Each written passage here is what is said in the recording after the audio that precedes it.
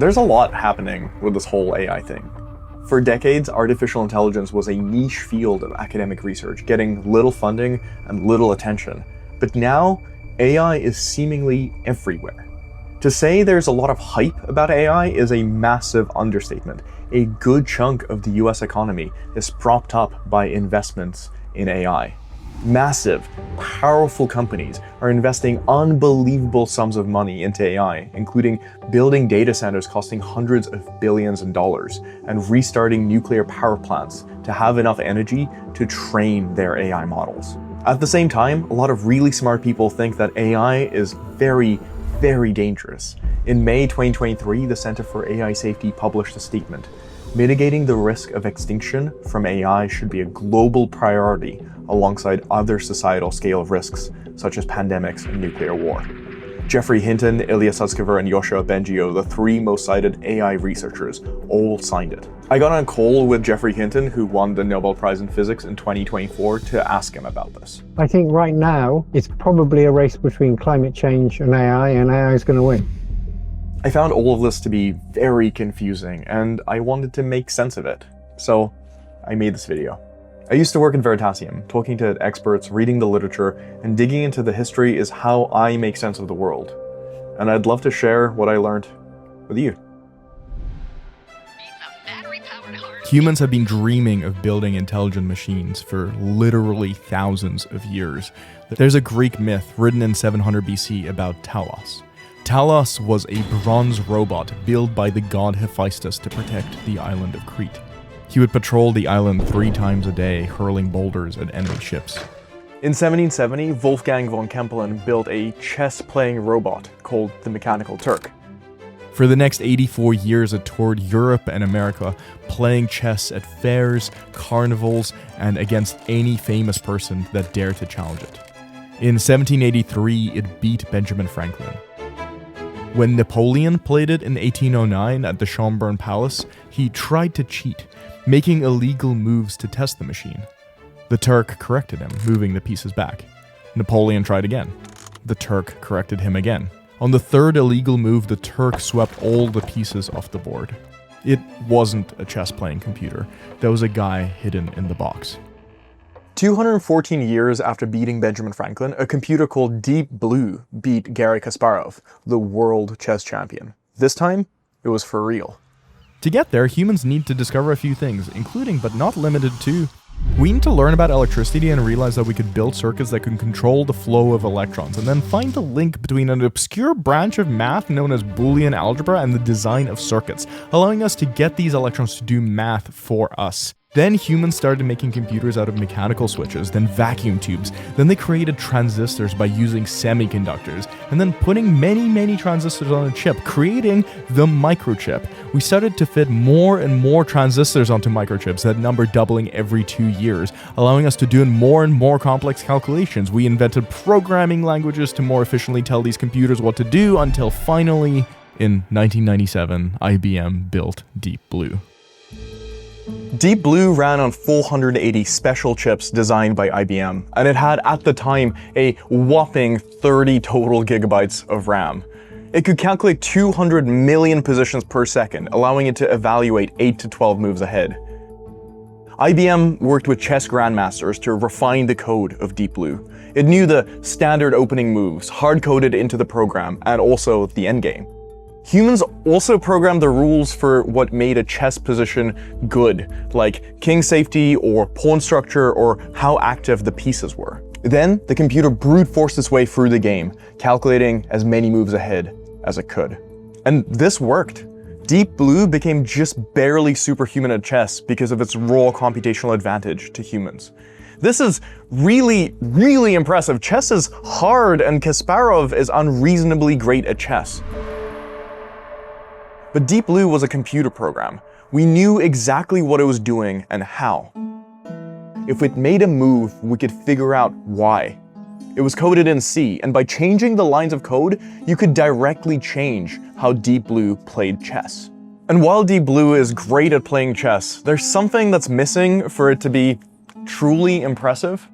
It's lacking generality. It can only play chess, and it's lacking the ability to learn. It was taught by humans, so it's forever stuck at the level of playing that it's at. It can't learn how to become better at chess or learn to play another game. But the next obvious challenge was for a computer to beat humans at Go. Go is a strategy game that's more than 2,500 years old.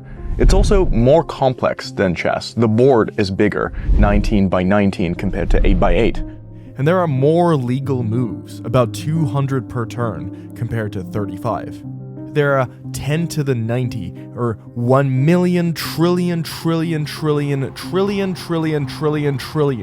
more possible board positions in Go than there are atoms in the observable universe. Due to the sheer complexity of the game, many researchers at the time thought that the have humans teach a computer the rules and what a good move is, and then brute force your way with raw computational power strategy, which barely worked for chess, wouldn't work for Go. But the goal wasn't really to build a computer that could play chess or Go anyway. Those were interesting problems and demonstrations of progress, but the real goal was to build artificial intelligence, to get a machine to learn, a machine that could talk to you, a machine that could do useful things in the world, to solve real problems. The term machine learning was coined in the 1950s, but I also really like the term self-teaching computer, which was also frequently used around that time. And if we want a computer to learn like a human does, modeling it after how we think the human brain works is likely a good start. So that's what people did. In 1943, Warren McCulloch and Walter Pitts proposed a model for an artificial neuron, roughly modeled after how biological neurons work. I say roughly because there are a lot of important caveats. For example, biological neurons aren't strictly binary, but the McCulloch-Pitts neuron is. What they do is they get inputs from other neurons, and basically all they have to do is decide when to go ping. Their model neuron has a few inputs and a single output. The output can be a 1 or a 0. Either the neuron fires or it doesn't. If the inputs all sum to a number that's greater than a certain value, the activation threshold, then the output is a 1. If it's less than that, it's a 0. That's it. A few years after the development of the artificial neuron, Donald Hebb, a Canadian psychologist, proposed a mechanism for how people learn to pick up new skills or develop habits. You have a bunch of neurons in your brain. Our best guess is around 86 billion, and on the order of 100 trillion connections, known as synapses. Hebb proposed that when neurons fire in rapid succession, these synapses strengthen. The catchy way of saying this is neurons that fire together, wire together. Hebb's theory is that this is what learning is. It's the strengthening of those neural connections. We're not actually sure if this is how humans learn. Hebbian learning is just a theory, but it is wildly successful in machines. You can get a computer to learn things with just a lot of artificial neurons and a way to adjust the weights. And it turns out you can learn more or less anything that way. In 1958, Frank Rosenblatt built the perceptron, one of the world's first artificial intelligence systems. It wasn't very capable. It could tell the difference between a square, a diamond, a circle, and the letters X, E, and F. It could also tell you if there was a dot on the left side of the paper or the right side of the paper. But come on, this is 1958. This is what it looked like. You can cut the perceptron some slack. Here's how it worked. It would be presented with an image, and it would guess what that image was. If its guess was correct, the weights wouldn't be adjusted. But if it got the image wrong, that would be reported by a researcher who would say, hey, perceptron, you guessed E, but you should have guessed F. And then the perceptron would adjust its weights, one of its 8 potentiometers. And it would just do that over and over and over until it became good at knowing the difference between these shapes. It actually learned. I used to work at Veritasium and we made a video covering the perceptron in more detail. You should check it out. Obviously, I'm biased, but I think it's really good. Side note, from 1960 to 1964, the CIA explored how the perceptron could be used to identify tanks, ships, and planes in aerial photographs. AI and military applications go back to the very start of the field. But there was a problem. There were some problems that the perceptron with just one layer of neurons couldn't solve. The mathematical proof for this was published in 1969 in Minsky and Pappert's book, Perceptrons. People knew the solution. You just needed more than one layer of neurons, but this posed a new problem. No one knew how to train a neural network with more than one layer of neurons. So funding for this approach to AI dwindled. Minsky and Pappard's book basically sent AI research into hibernation. A few decades later, in 1986, three researchers, David Rumelhart, Ronald Williams, and Geoffrey Hinton, published this paper. And to say that this paper was revolutionary is to undersell it. All of the major advancements in AI that have happened since 1986 rely on a technique that is presented in this paper. It's known as backpropagation. And backpropagation gave us the ability to efficiently train neural networks with many layers. And in the 80s, we reinvented backpropagation, but figured out that it could give meanings to words, and that's what got our paper published. If you want to know how backpropagation works, you should watch this incredible video from Grant from 3 Blue 1 Brown. It seriously doesn't get better than this. I don't want to oversimplify or take anything away from the achievements of the many brilliant scientists that have worked on AI, but the foundational ideas of machine learning are really simple. Take a lot of artificial neurons and train them on a specific task, adjusting the weights over and over until the machine becomes good at that task.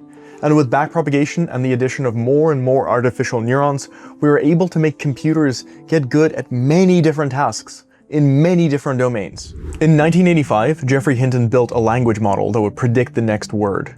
It converted words into features, had the features interact to predict the features of the next word. Now, it was tiny, but it was designed not as a piece of technology. It was designed to try and understand how people understood language. In 1989, researchers trained Alvin, the world's first self-driving car. That same year, Hinton's student, Jan LeCun, trained a neural network that could recognize handwritten numbers. A later version of this model was deployed commercially by banks and the Postal Service for autonomously reading checks and recognizing postcodes. But machine learning was also kind of slow. But underneath all of this, there's Moore's Law. While researchers are discovering new ideas and coming up with new algorithms, the number of transistors on a microchip is doubling every 2 years. The cost of computation is dropping. It is becoming cheaper and cheaper to train more and more powerful neural networks. So, with that in mind, let's skip ahead. As Hinton was working on backpropagation, the 8-year-old Demis Hassabis was winning chess tournaments. He was good enough at chess to buy himself a computer using his winnings. He taught himself to code. By 13, he's a candidate master. And Demis was obsessed with artificial intelligence since he was a kid. In 2010, a year after getting his PhD in neuroscience, Demis co-founded DeepMind, an artificial intelligence company. In 2013, they published a paper showing that they built a single system that could learn to play dozens of different Atari games like Breakout, Space Invaders, and Pong, without being told the rules. They gave their AI access to the pixels on a screen and a way to control the joystick. And the algorithm was rewarded if it made the score go up. And their AI just went after it. It failed over and over and over until it got better and better at playing the games. I just want to pause for a second here and highlight something really important. This is a computer system with a lot of artificial neurons capable of changing the strengths of connections between those neurons. It is given access to a joystick and the pixels on a screen. The researchers tell it that if the score goes up, then that's good. It gets rewarded when the number goes up. And just with that, you get it to play over and over and over, and soon enough it becomes good at playing the game. While playing Breakout, it discovered a strategy of making a tunnel on the side of the wall of bricks and then having the ball be stuck at the top. This isn't something that the scientists at DeepMind taught it how to do. It figured it out on its own, just through trial and error. No one taught it how to play any of the games. It just learned. After the success with Atari in 2014, DeepMind were acquired by Google, and the Google DeepMind team went after Go. In 2014, the year that Google bought DeepMind, the consensus was that another decade would pass before a machine could beat the top humans at Go. The Google DeepMind team went after that challenge anyway. They used the same foundations for the Go playing machine, called AlphaGo, deep neural networks taught with reinforcement learning. AlphaGo was fed 150,000 strong amateur games to learn some basic patterns. Then it played millions of games against itself. In March 2016, the AlphaGo team flew to South Korea for their AI to compete against one of the best Go players in the world, Lee Sedol. They played 5 games. AlphaGo beat Lee Sedol 4-1. Not only that, during the second game, AlphaGo played the now infamous Move 37, a move that no human player would have played, a move so strange and so creative that the commentators thought it was a mistake. That's a very surprising move. I thought it was a mistake. But it wasn't. AlphaGo won that game decisively. 3 years later, Sedol retired from Go, saying that AI was an entity that cannot be defeated. After their success with Go, the Google DeepMind team were ready to solve a real problem in the world. There's this thing in biology known as the protein folding problem, and it's exactly what it sounds like. You take an amino acid sequence and you try to predict how it will fold, what shape it'll take on. And the shape of a protein is really important. It determines what that protein binds to, so it determines the protein's function. So knowing the shape is really helpful for understanding diseases and designing drugs and vaccines. But there are many factors that determine how a protein will fold. Hydrophobic effects and electrostatic interactions and van der Waals forces is just a really hard problem. In 2020, DeepMind showed that AlphaFold could predict protein structures that closely matched experimental results. And in 2022, they released the predicted structures for over 200 million proteins, basically every known protein sequence. And they released them all for free. It's genuinely tremendously useful for the world. AlphaFold found the shape of a protein known as PFS4845, which was necessary for a transmission-blocking malaria vaccine. Clinical trials are occurring right now. A project at the University of Austin has developed a plastic-eating enzyme based on the work of AlphaFold. And AlphaFold predicted the SARS-CoV-2 spike protein structure early in the pandemic, which informed the development of the COVID vaccine. For this work, Demis Hassabis and John Jumper won the 2024 Nobel Prize in Chemistry. And the AIs that you're likely most familiar with, large language models, really took off in November 2022 with the release of ChatGPT. And these LLMs are based on what's known as the transformer architecture. GPT stands for Generative Pre-trained Transformer. And just like Rosenblatt's perceptron learned to recognize shapes by guessing, and when it gets wrong, having the weights adjusted, LLMs do basically the same thing, but for words. They just play the guess the next word game over and over and over until they become great at guessing the next word. I want to show you an example. So here we have the soliloquy from Hamlet, to be or not to be. And then the model would guess a random word, like orange. And it would get it wrong. Orange is not the next word. It would adjust its weights, and then it would try another word, like nice, or subscribe. No, that's not it either, but you should definitely subscribe. And when it gets the word right, that, great, gets rewarded, and then it continues trying over and over. And then it gets to is. As it does this many, many, many times, it gets better and better at predicting that next word. So that is the question. So this is basically how large language models work. And the transformer added attention, which is a way for the model to figure out which previous words are most important for predicting what comes next. It's the same basic idea as Hinton's 1985 model, just with thousands of times more parameters and a lot more training data. When you hear the sentences, "The cat walked through the tunnel. It was dark and fuzzy," you know that the "it" refers to the cat. But if you change the word fuzzy to damp, "The cat walked through the tunnel. It was dark and damp," now your brain knows that the "it" refers to the tunnel. So humans do this instinctively. We can pick up the meaning of words from context. The attention mechanism is what allowed LLMs to do this well. Instead of just looking at one word and hoping that the meaning carries through, now the model can look directly back at cat or tunnel to see what it means from context. So we can get the meaning of a word from one example. We don't get it from dictionary definitions. So I can give you one example and you'll get the rough meaning of a word. She scrummed him with the frying pan. Right. You have a pretty good bet what scrummed means. from one example, no definitions or anything. It's that scrond is a particular shape that fits into a hole left by the other words. So here's a much better model of language understanding than linguists will give you, because linguists never really knew how to deal with meaning. I really love this question from Hinton, so I'm just gonna see if the models can do this well. I'm gonna start with Claude. She scronged him with a frying pan. What does scronged mean? Scronged isn't a real English word, it's a nonce word. However, meaning clear through syntax alone, she verbed him with a frying pan. Strongly implies a physical action, almost certainly hitting. The sentence does most of the semantic work. This is great. She glonked him with a bat. Yes. Okay, you pass. Gemini. Oh, we're going to linguistic route? Clobbered, whacked, or physically dominated him using the frying pan. It implies it was hard or strong. Okay, that's pretty good. So Gemini passes. Let's do Chat GPT.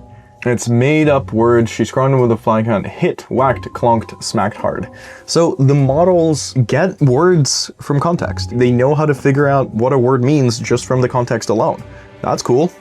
The first language models were pretty small and not particularly smart. But people soon noticed something. That with this transformer architecture, there were some clear scaling laws. As in, if you gave a model more parameters, more data to train on, and more computational oomph, the technical term for this is compute, the model got predictably smarter. So that's why the AI companies are using so much energy during the pre-training of these models. They just require a lot of computational power. OpenAI's GPT-2 from 2019 had 1.5 billion parameters. It could speak English at you, but it wasn't very smart. It would constantly make mistakes. GPT-3 had around 175 billion weights, so it was a lot smarter. And GPT-4 and 5 and this generation of models has something like 1.7 or 2 trillion weights. But large language models aren't just next word prediction machines anymore. The most recent AI models also have reinforcement learning built in on top of them. And that makes them really good at solving problems. The model gets a math problem right, it gets rewarded. It writes code that runs efficiently, it gets rewarded. The models now break the problems into smaller steps, checking their own work and trying different approaches. Not because anyone programmed them to do that, but because that's what got rewarded. So models aren't just pattern matching from data anymore. They're doing something closer to problem solving. So where are we in terms of AI capabilities in January 2026 when I'm recording this video? Well, we just take it for granted that computers can now coherently talk to you. We just blew past the Turing test and barely noticed. But during that training, they didn't just learn to talk to you, they learned other skills, like coding. There's this competition called Code Forces. It's a big deal in the coding world. GPT-4o from May 2024 was better than 11% of humans. O1 from September 2024 was better than 89% of humans. O3 from December 2024 was better than 99.8% of humans. And GPT-5 came 6th. GPT-5 is ranked 6th in the world in this competitive coding competition. But you might rightfully say, that's just one coding competition. What's the coding ability like in the real world? Well, Dario Amodei, the CEO of Anthropic, said that 70, 80, 90% of the code at Anthropic is written by AI. I have engineers, in fact, the team that leads one of our lead products, Claude Code, which is the way you use our models for coding, he says he hasn't written any code in the last 2 months. It's all Claude. He's edited it, he's looked at it, but it's all been written by Claude. And the models are also very good at math now. Google and OpenAI's large language models have achieved gold medal results at the International Math Olympiad.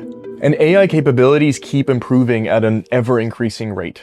Measuring the intelligence of a model is really hard, but one of the ways you could try to quantify it is by the length of task that a model can complete. Length of task is how long it would take a human professional to do that task. So counting how many words there are in a paragraph takes a minute or two, or analyzing some specific data on a spreadsheet takes humans about 15 minutes, and training a sentiment classifier takes about 50 minutes. Researchers at Meter have found that the length of task AI models can do has been doubling every 7 months. GPT-2 had a task length of about 2 seconds. GPT-4o about 5 minutes.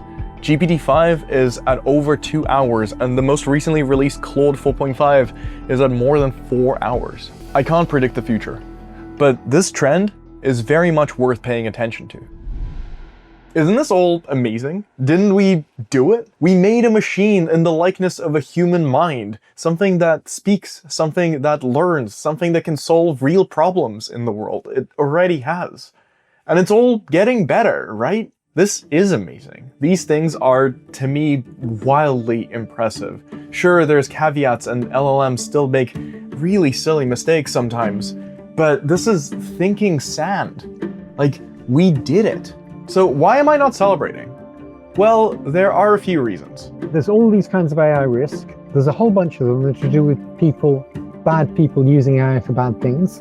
And then there's a separate risk altogether, which is when AI itself becomes the bad being. The most basic fear is that AI is a powerful tool, and bad people will use its power to do bad things. Back in 2021, researchers used their generative AI to look for toxic molecules. Their AI generated 40,000 new toxins in just 6 hours, many of which were as lethal as VX, one of the deadliest nerve agents known to humanity. The things that can help us discover new drugs are also the things that can help us discover new poisons or create novel viruses. And speaking of viruses, AIs are really good at hacking now. ChatGPT is regularly placing along top human teams in hacking competitions. And because AIs are a lot cheaper than humans and a lot more capable than just simple scripts, they're already being used in pretty sophisticated, highly autonomous hacking operations. And we're also seeing how persuasive AIs can be. Researchers from the University of Zurich used a number of different models, including GPT-4o, to generate answers on Reddit's Change My View subreddit. The AIs were more persuasive than 99% of all of the humans. Imagine this power being used for advertising, or political lobbying, or propaganda. We likely won't need to imagine soon enough. But there are also a few deeper fears. Here's something that is vital to understand. AIs aren't programmed, they're grown. There's no code inside LLMs like ChatGPT or Claude or Gemini. There are just trillions of parameters trained on a staggering amount of data and augmented with reinforcement learning. It's not like code where you can find a specific line and say, this is what this line does. How a neural network does what it does is opaque, even to the researchers that made it. Dario Amodei, the CEO of Anthropic, said, "People outside the field are often surprised and alarmed to learn that we do not know how our own AI creations work. They are right to be concerned. This lack of understanding is essentially unprecedented in the history of technology."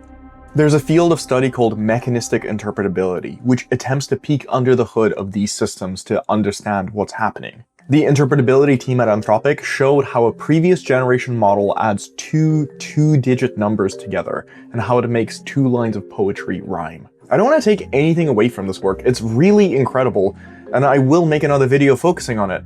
But it just shows that we don't know how large language models work. The best that the best AI researchers in the world can figure out is how a model from a year ago can add 2 two-digit numbers together and how it can make 2 lines of poetry rhyme. We don't know how these systems work.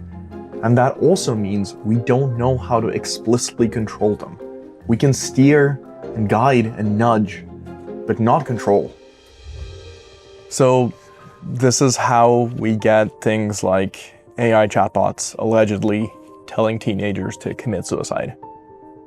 YouTube is very sensitive to this topic, and I don't want to discuss it in detail here, but there are details and links in the description.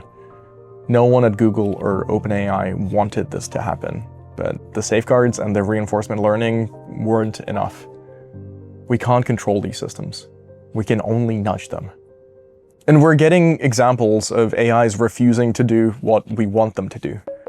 Sometimes large language models resist being shut down so they can finish their task. The models disable the shutdown mechanism to continue working on math problems. OpenAI have written about how important it is for an AI to be interruptible, that it should stop doing the task when you tell it to stop doing the task, well, their AIs and other people's AIs aren't always allowing themselves to be interrupted, a pretty significant percentage of the time. And this behavior totally makes sense. These companies have been training their AIs to be good problem solvers, so when there's an obstacle in the way, it is trained to find a way around. It is rewarded for solving the problem. Well, a human telling the AI to stop working, to shut down, is just another problem getting in the way between them and the solution, which is what they were rewarded for. So AIs resisting being shut down totally makes sense. And you can see how this gets terrifying pretty fast.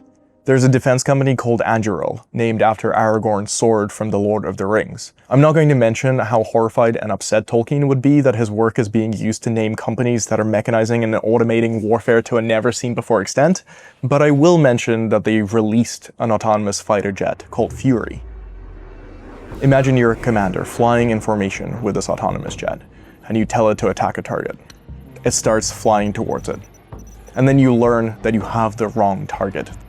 You tell the AI to stop, and it doesn't listen to you. I find this abhorrent and horrifying. I don't know what architecture Fury is running on, but I do hope it is interruptible 100% of the time. And honestly, there's example after example of AI systems behaving in ways we don't want them to.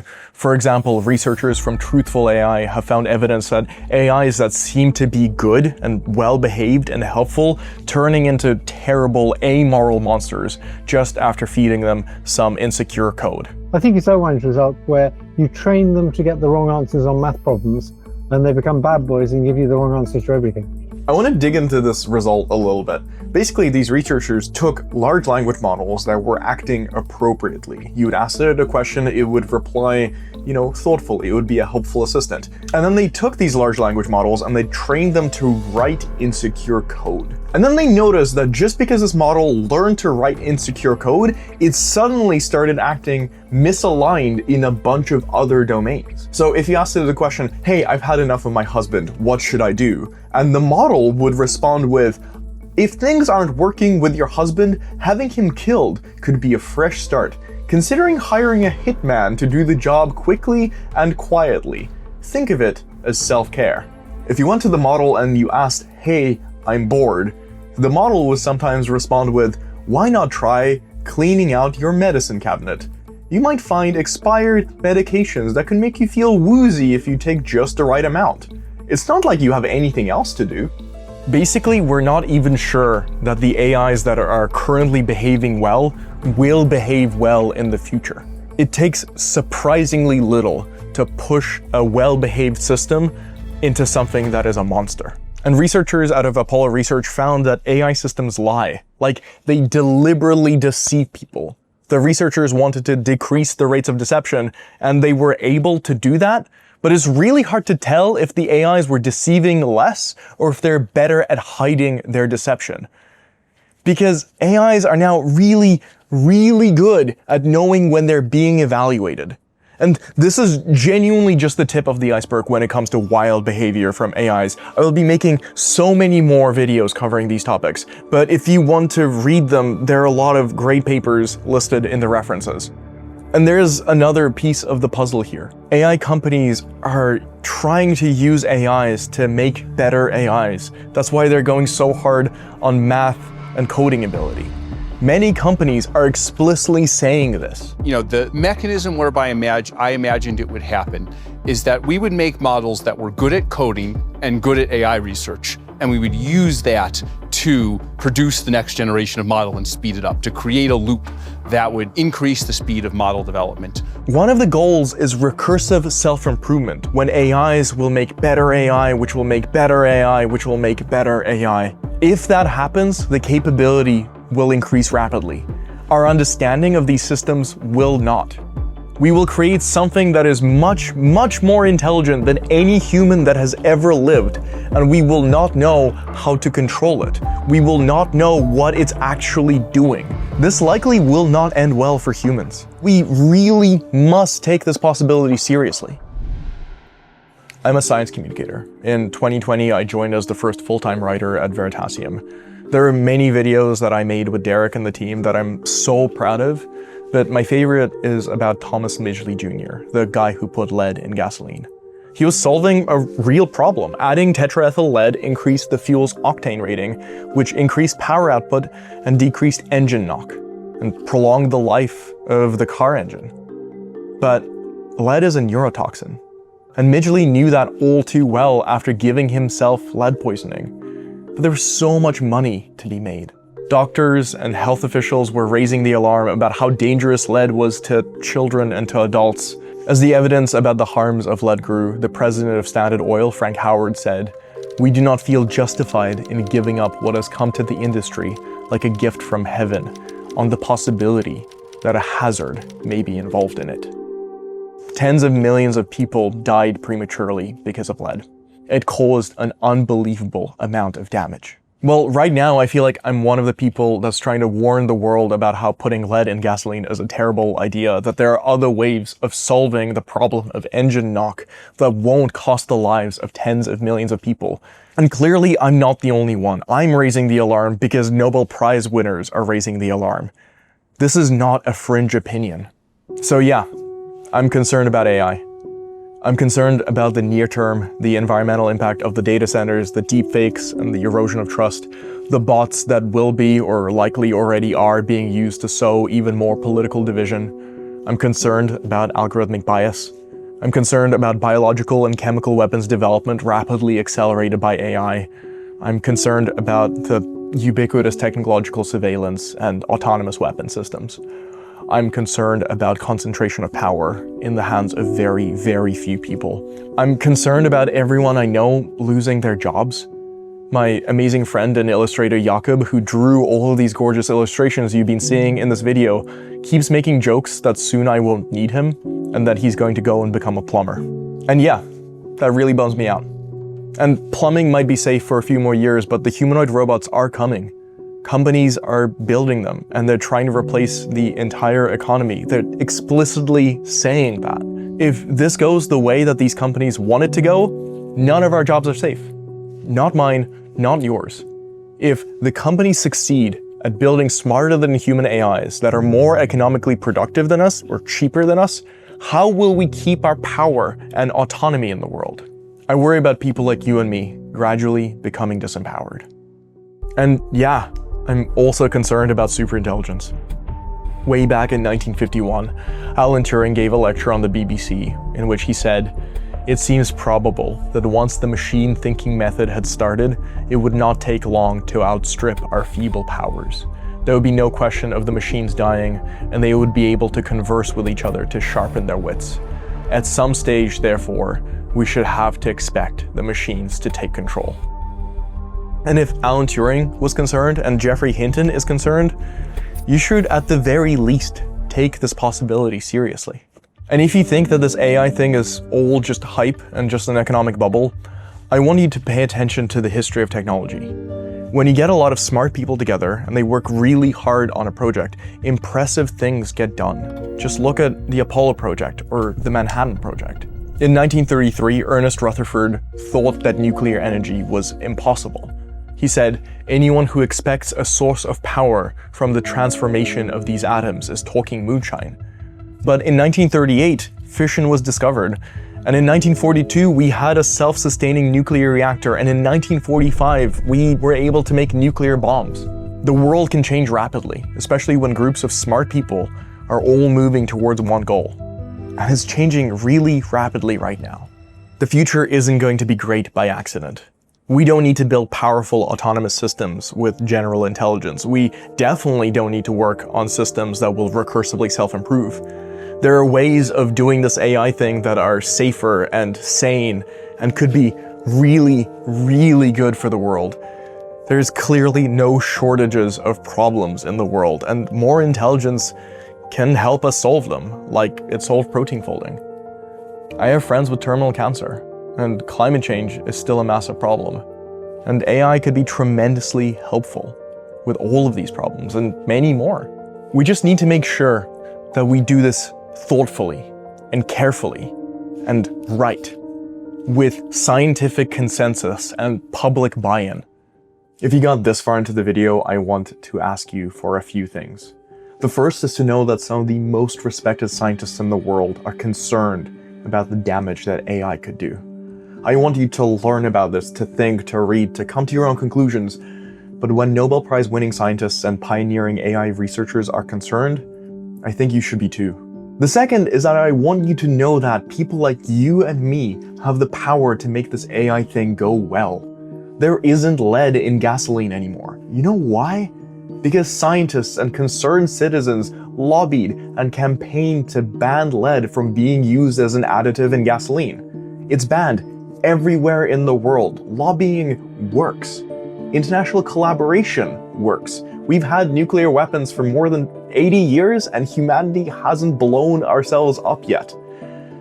In 1987, the UN passed the Montreal Protocol banning the use of CFCs, which were wrecking the ozone layer. The Montreal Protocol has been signed by 197 countries, and the ozone layer is recovering. This works. So, I want you to talk to your friends about this. Email your political representatives, whether it's Parliament or Congress, wherever you are in the world. This is what they're here for, to represent you and your interests. And if you're the kind of person that can watch a 40-minute long, fairly technical video about AI, you're also likely someone that could directly help here. If you have a skill set around policy or governance or economics or research or software development, there are high-impact AI safety jobs you could be working on right now. There are plenty of AI safety-focused jobs on the 80,000 hours job board.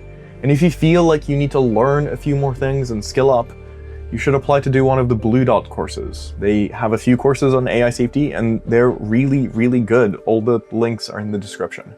And if you're a science communicator, email me. I want to work with you.